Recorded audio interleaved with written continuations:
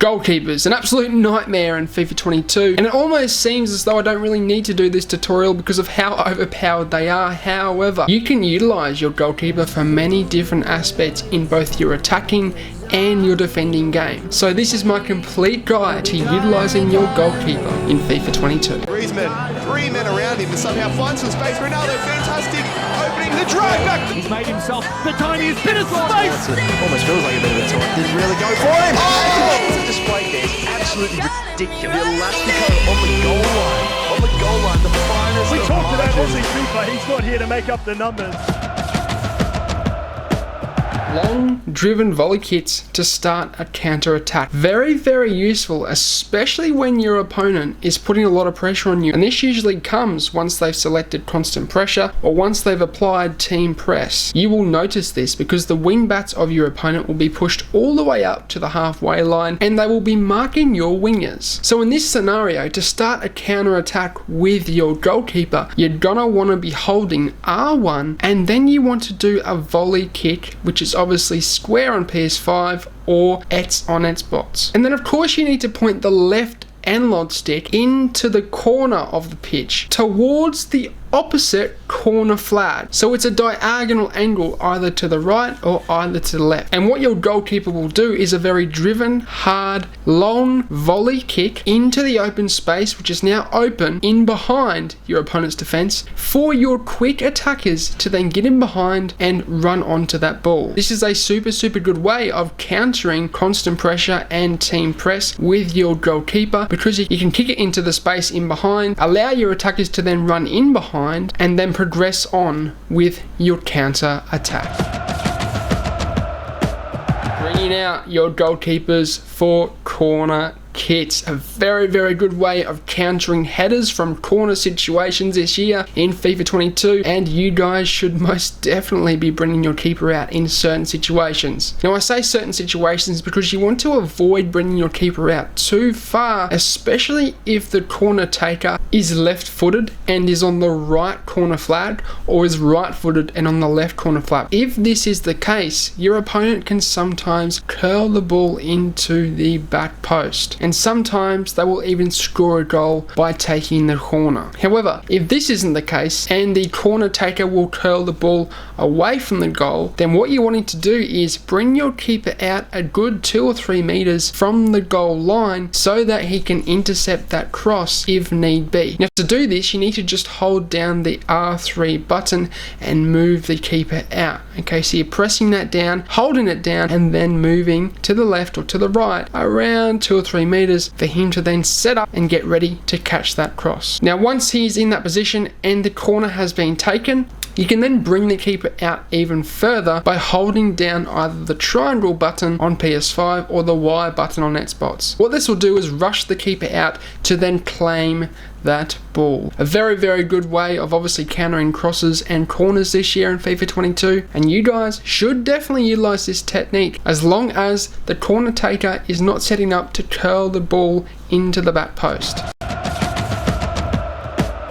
Starting counter attacks from goal kits. Very useful in FIFA 22, especially to try and start a quick counter attack on your opponent when he doesn't expect it from your own half. To do this, what you want to do is notice who is available on either side of the pitch. I'm talking your left back and right back, as well as your left wing and right wing. If you notice they are available, what you're wanting to do is hold down R1 and L1 at the same time, or LB and RB, and then you're wanting to hold down the cross button, which is of course square on PS5 and X on Xbox. And what will happen is the goalkeeper will do a very driven, hard kick into the wing back or the winger for you to then progress up the wing to then find a pass and start a counter attack. I find it's very good if you hit it into the wing back and then you can trigger a run with the winger to then progress up the pitch to then try and get in behind and thread that through ball through. One final tip is that if you want to hit the winger, you're wanting to hold down maximum power for you to do this so that the ball will be able to reach the available winger who is open. If you utilize applies only 2 or 3 bars of power, it will more likely than not hit the wing back, which obviously in this case, if the winger is open,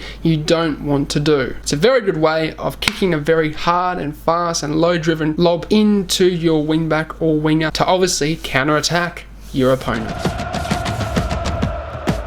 Goalkeeper movement will save you a game, it could also lose you a game, but if you know how to utilize this properly, it will be very useful, especially in your defending game. To move the goalkeeper, what you need to do is press down the R3 button, which is the right stick, and move the goalkeeper either side, and with this you're able to obviously read your opponent's shots as he is about to take them. Now, as I've iterated in both my finishing and my attacking tutorial, the far post this year is the most overpowered post compared to the near post. So in situations where you have your opponent progressing on goal, I would recommend more likely than not moving your goalkeeper towards that far post area so that he can have more of a chance of making that save. Of course, I did say that it could lose you games as well, so bear that in mind next time you want to move the keeper, because sometimes it will go against your favor. However, I must stress it's very useful in those certain situations which I have just outlined. In terms of judging when you're going to move the keeper as well, it is important that you look out for when the opponent's foot of the attacker is just rising up. That's when you want to move the keeper. You don't want to do it too late because obviously it's not going to do it. You don't want to do it too early either because it will give the opponent enough time to judge where he's going to shoot and shoot for the open post. You want to do it just before he's about to shoot, and that's of course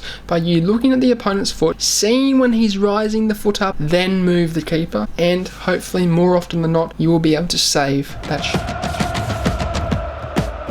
Rushing your goalkeeper to cut down the angle. It's in real football, it's a goalkeeper technique where they basically come out towards the attacker to make the angle smaller for them to have a shot. The way you do this is you're rushing your goalkeeper with either the triangle button on PS5 or the Y button on Xbox. What I highly recommend doing is rushing the goalkeeper out just enough so that you can cut down that angle, but also not enough for your opponent to chip you. So I'm talking around 4 to 5 meters away from the goalkeeper's original position to shut down that angle and minimize the chances and likelihood of you being chipped. It's a very, very good way of, number one, putting your opponent off, and number two, shutting down that angle so that your opponent has less chance of finishing that shot and for your goalkeeper to have more of a chance of making that save.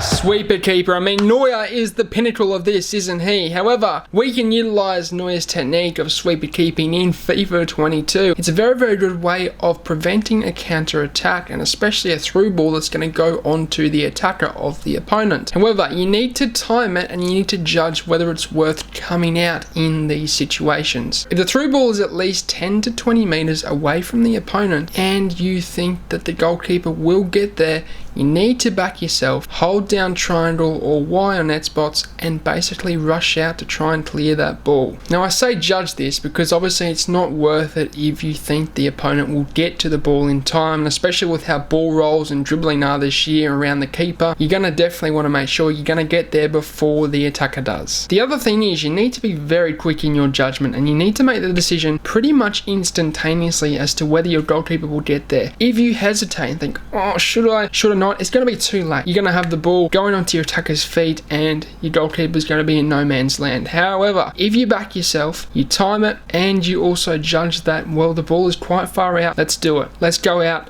Let's clear that ball. It can be very dangerous and it can concede you goals unless you're good at timing it and you're quick with the decision to rush the keeper. Moving your goalkeeper for free kits. What I personally like to do is give the goalkeeper the most chance of saving a shot no matter what post the opponent aims for. So the way we do this is moving the goalkeeper in the center of the goal. Obviously in a free kit they set up where they are not directly behind the wall. The wall is blocking one side of the goal and the goalkeeper is blocking the other side. I highly recommend obviously moving the goalkeeper to the center so that he has a good chance of saving both posts if the opponent was to shoot either side. The way you do this is similar to keeper movement. You're just pressing down R3, the right stick, and moving the keeper just slightly, okay, until he's in the center of the goal. You can also, if you like, put a defender onto the line of the goal to make it even harder for your opponent to score a free kick and obviously make it easier for you to clear that ball as he takes the shot. Utilizing your goalkeeper when under constant pressure. This was in the tutorial that I did put up around how to counter team press and constant pressure in FIFA 22. If you want to learn that, the video's up on the channel, so go and check that out. However, I will iterate this and stress this to you yet again in this goalkeeper tutorial. It is important, lads, that you remember to use your goalkeeper in times when you are receiving a lot of pressure from your opponent. Goalkeeper can be super useful in these situations when you are needing to have an option to pass back to in case you don't have any options moving forward. Once you receive the ball with your goalkeeper, you can then do a driven lobbed pass into the wing back, or even do a lobbed chip pass over to your up into the vicinity of your striker for him to then header it down in these constant pressure situations.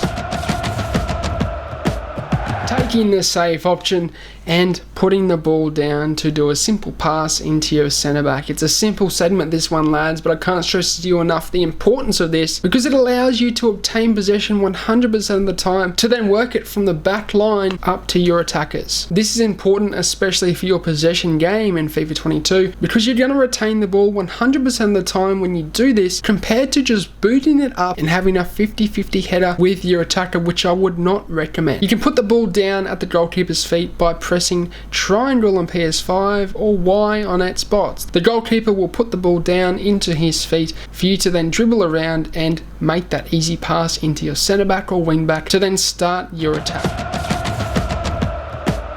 Throwing the ball out to your wing backs. Very, very useful, especially in situations where your goalkeeper has caught the ball from a corner and you're wanting to start a quick counter attack without having your opponent being able to put pressure onto you in the middle of the pitch. Around 95% of the time, your wing backs will be open in these situations. However, it is important that you wait for them to first get out wide before you throw it out to them. And the way you can tell this is by obviously looking on your screen, but also checking on the map just to see where those wing backs are and whether they are far enough out on the wing. You can then obviously hold down the pass button, which is obviously X on PS5 or A on Xbox, and the goalkeeper will throw the ball out to the wing back, which, as I was saying, will allow you to do a threaded through ball up the line to the available winger if need be, to then start a counter attack from the corner situation. But that will signal the end of the episode. I hope you guys enjoyed it, but as always, I hope you guys have a good day.